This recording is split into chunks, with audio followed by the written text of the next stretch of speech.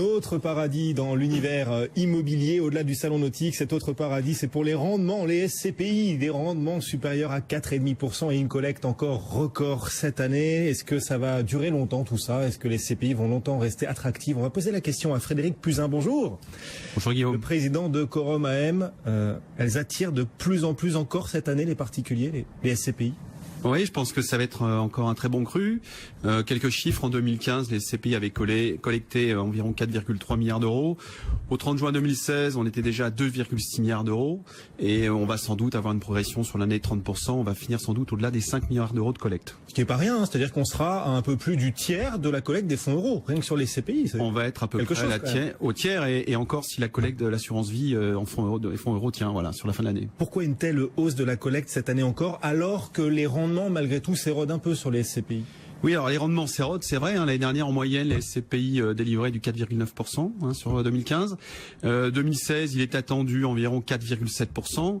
Mais dans le même temps, fin 2015, l'assurance vie délivrait du 2,3%. Et cette année, on anticipe plutôt du 2%. Donc vous voyez qu'il y a 2,5-2,6% d'écart et il reste constant. C'est-à-dire que même si le rendement des SCPI s'érode légèrement, l'écart avec les fonds euros, lui, reste toujours aussi important puisque l'érosion est encore plus forte parfois sur les fonds euros. Donc, exactement. D'où cet attrait qui se maintient sur les SCPI et cette collecte record encore attendue cette année.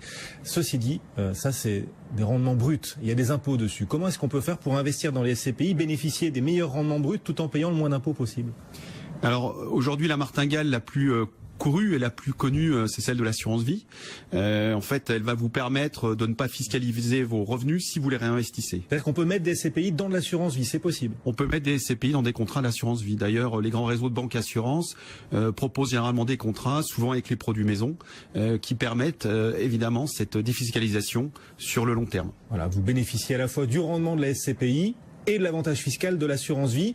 Pour bénéficier de cet avantage fiscal, néanmoins, il faut garder du coup sa SCPI 8 ans. Enfin voilà, on est sur les durées de l'assurance vie. Oui, alors il y a des tranches. En dessous jusqu'à 4 ans, vous allez payer 35% d'impôts si vous voulez toucher les revenus.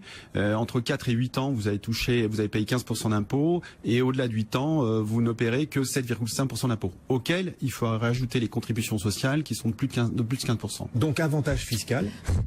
Avantage en termes de liquidité aussi. C'est plus liquide une SCPI en assurance vie qu'hors assurance vie?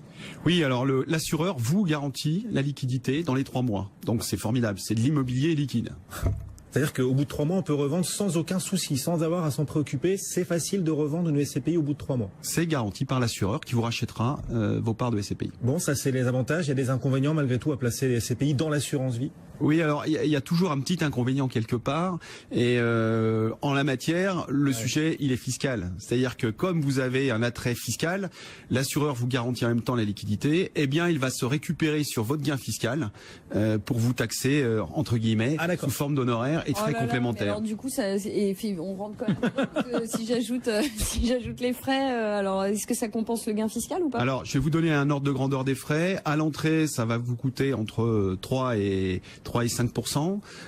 Pendant la vie de détention de ces parts, ça va vous coûter entre 0,5 et 1,50 tous les ans.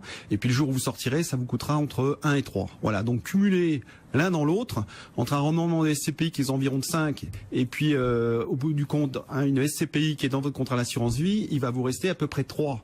Donc ça veut dire que ça revient à une perte d'environ 40%. Donc vous voyez que par rapport au coût fiscal, on n'est finalement pas très éloigné. Ouais. Ça veut dire que le principal avantage à placer une SCPI en assurance vie, il est dans la liquidité. Vous nous dites on peut la récupérer et la revendre au bout de 3 mois, sa SCPI, donc ça c'est très avantageux. En revanche, l'avantage fiscal lui est complètement rogné par des frais qui sont exorbitants, il faut le dire. C'est ce que vous êtes en train de nous dire là. Ouais, alors il n'est pas complètement rogné, mais dans certains cas évidemment il peut être complètement rogné, c'est très important.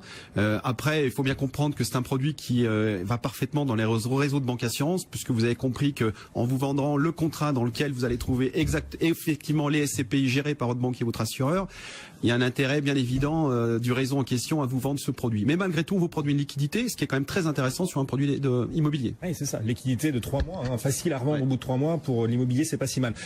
Est-ce qu'il y a mieux que l'assurance vie du coup pour bénéficier d'un avantage fiscal sur les rendements des SCPI? Est-ce qu'il y a mieux à faire sur d'autres montages? Oui, alors il y a une martingale qui est très intéressante, qui est assez peu connue, qui ne vous permettra pas en revanche la liquidité, ça sera la liquidité classique de l'immobilier, c'est ce qu'on appelle le démembrement. Alors comme démembrer une SCPI. Oui, alors là c'est deux mots compliqués là, voilà. Démembrer, déjà tout le monde comprend pas ce que ça veut dire, et puis SCPI, bon, on commence à en parler régulièrement, mais voilà. C'est beaucoup plus simple quand on le dit comme ça, nue propriété. Oui, alors c'est comme la SCPI, c'est un gros mot, c'est très compliqué, mais en fait pour l'épargnant ou l'investisseur, en fait, il verra pas grand-chose sur le plan de la technicité. C'est très simple. En fait, vous allez acheter un bout de la part qui ne vous donnera pas droit au revenu. Vous n'allez acheter que la nue propriété. Donc vous n'aurez pas les revenus. Et à contrario, vous allez avoir une autre personne qui, elle, va acheter l'usufruit, qui ne va acheter que le revenu. Et l'intérêt, c'est que le détenteur de la nue propriété, il ne sera pas fiscalisé pendant une durée, par exemple, de 5 ou 10 ans. Et il va acheter la part des côtés.